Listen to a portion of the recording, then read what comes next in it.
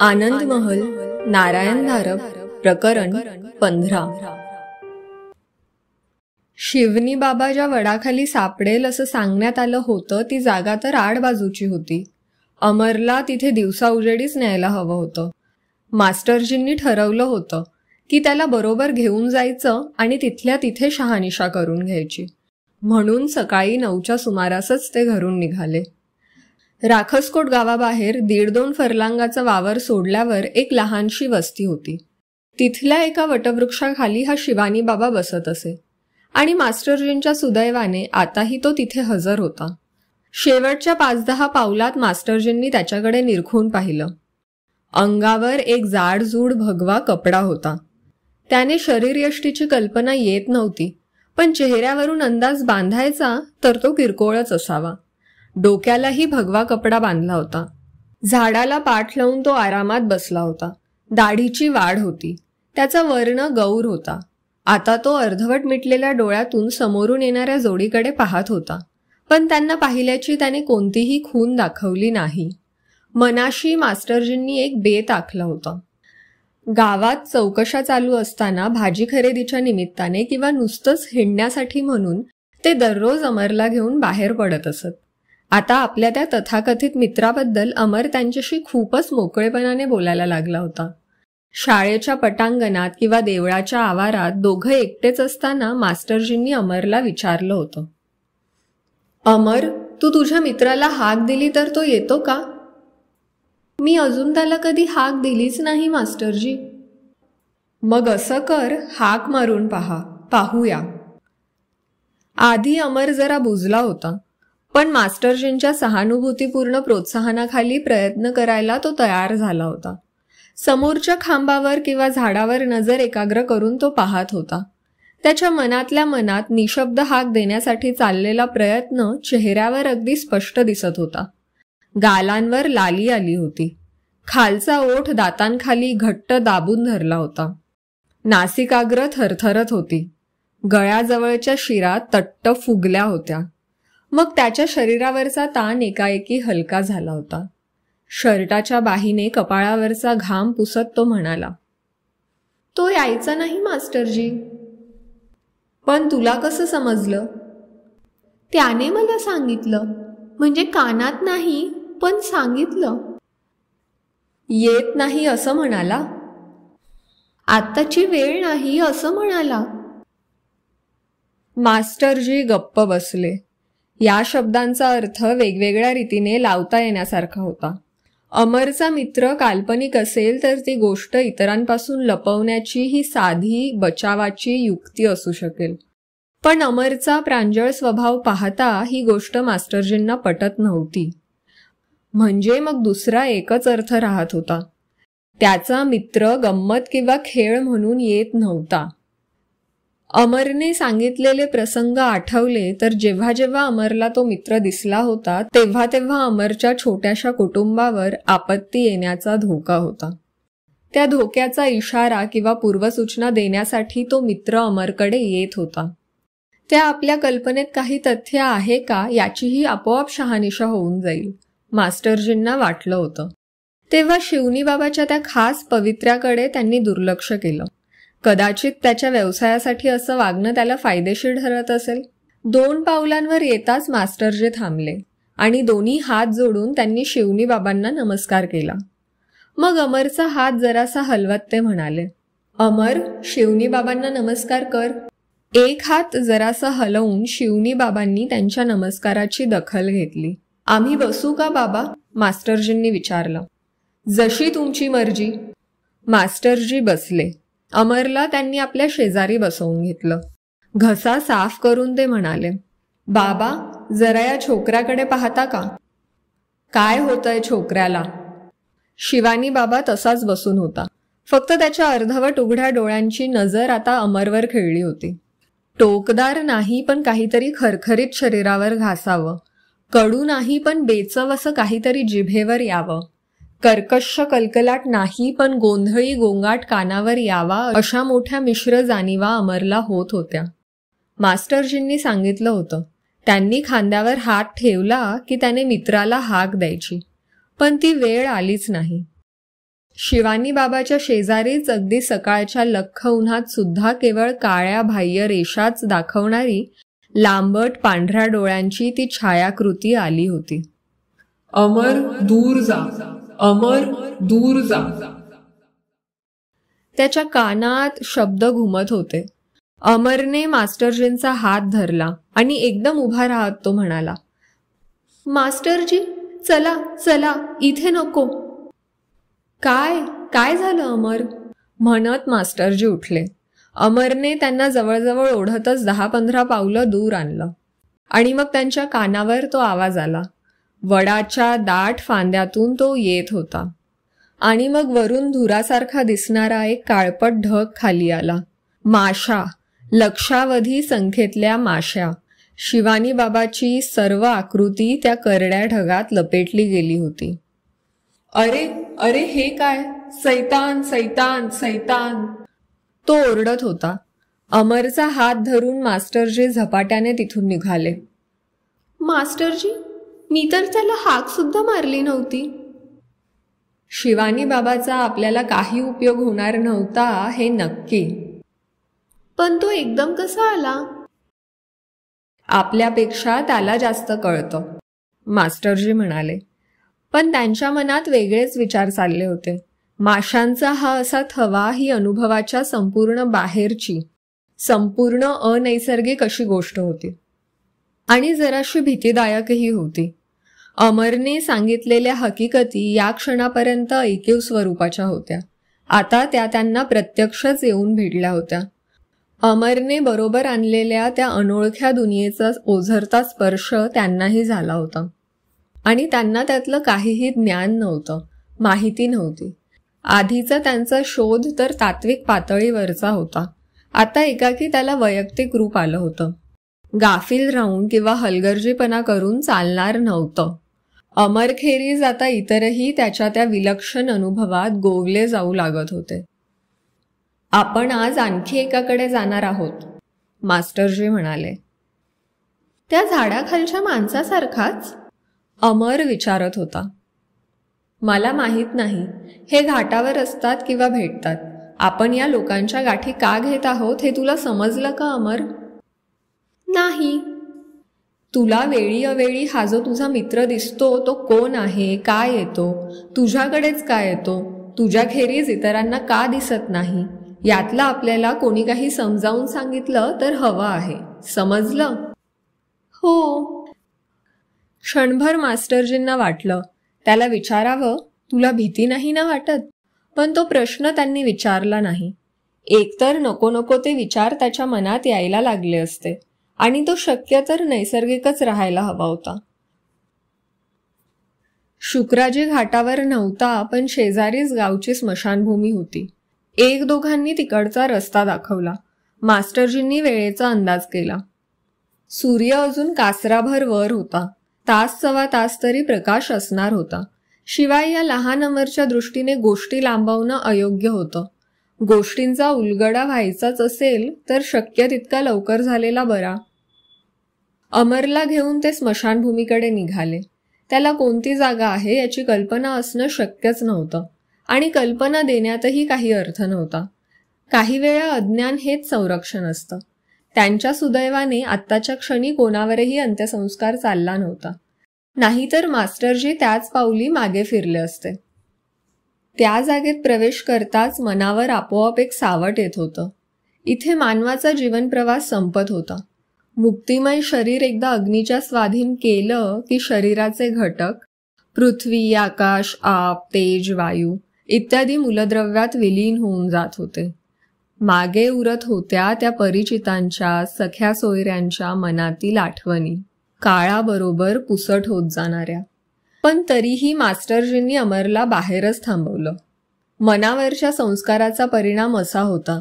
एकाएकी त्या जराशा वेगळ्या जागी त्याला नेणं त्यांना प्रशस्त वाटलं नाही. नदीच्या काठावर घाट होता. तिथपर्यंत गवताळ जमीन उतरत गेली होती. वाटेत मोठमोठी झाडं होती. चौथरे होते, काही चबुतरे होते. समाध्यात समाध्या होत्या. खाली हिरवट पिवळ्या रंगाचं खुरटं गवत होतं. नदीपासून 10-12 पावलं अलीकडे एक मोठा दगडी पार होता. त्यावर शुक्राजी बसला होता. मास्टरजी आपल्याकडेच येत आहेत असं दिसताच तो जरासा सावरून बसला.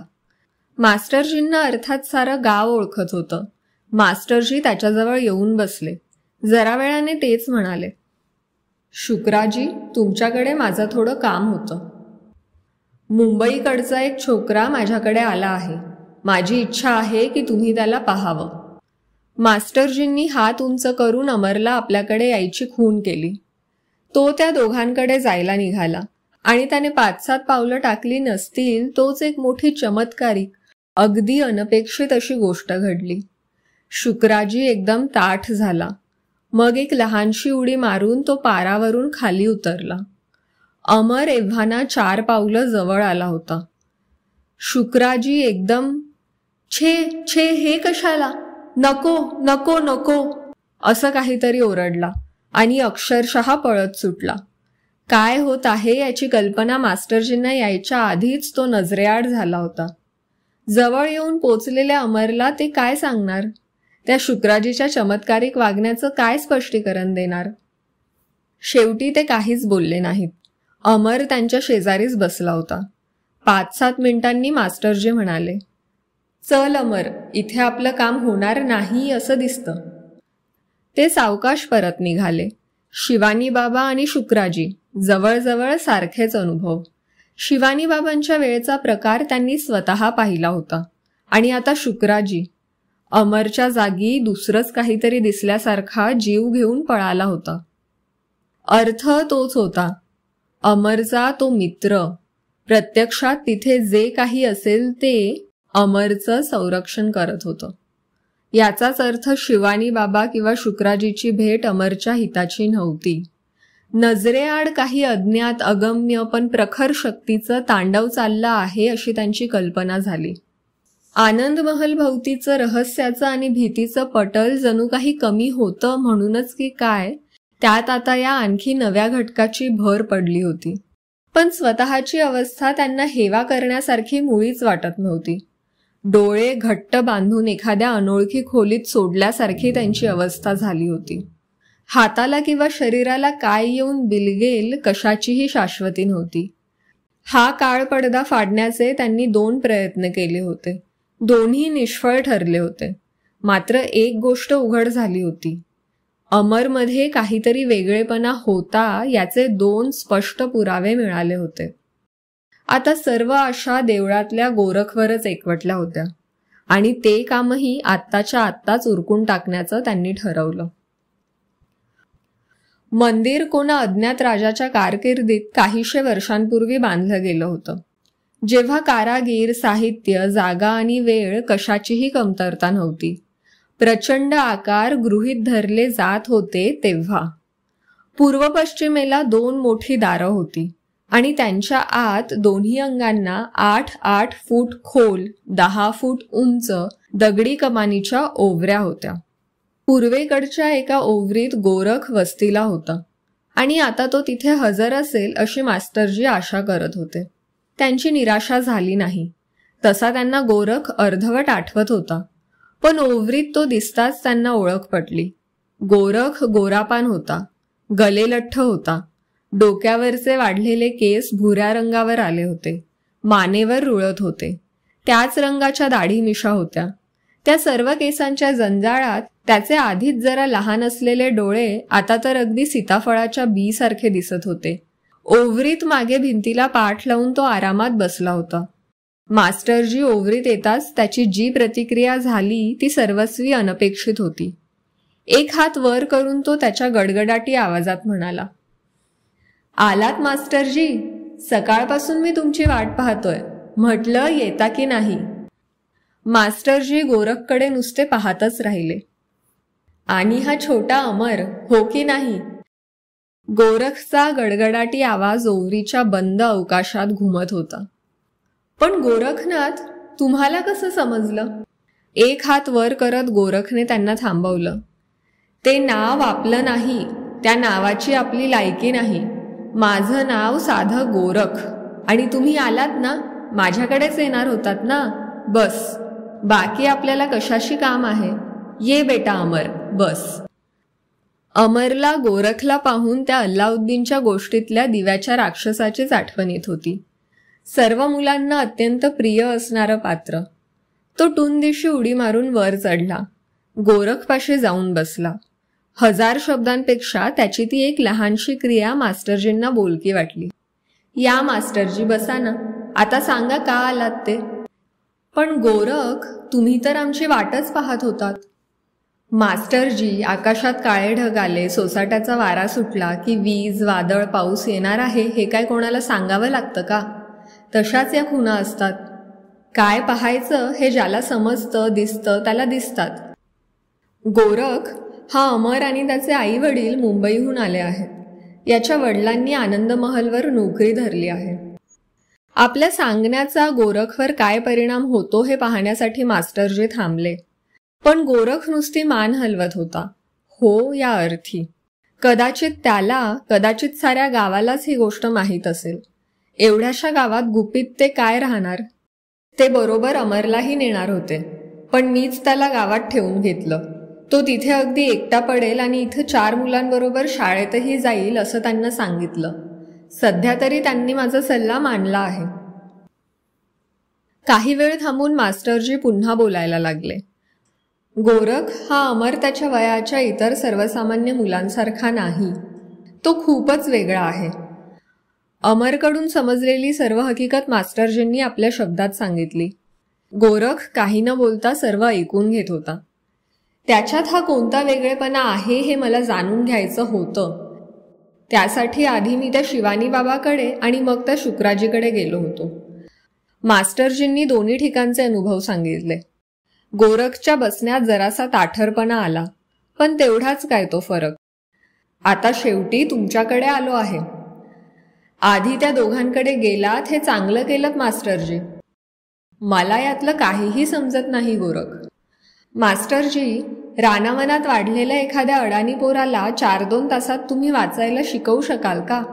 जास्तीत जास्त एवढंच सांगू शकाल की या चित्राखाली ज्या खुणा आहेत त्या म्हणजे चित्रातल्या वस्तूचं नाव, हो की नाही? मग मी 5-7 मिनिटात तुम्हाला काय सांगू? तुम्ही विचाराल त्या दोघांची अशी भंबेरी का उडाली?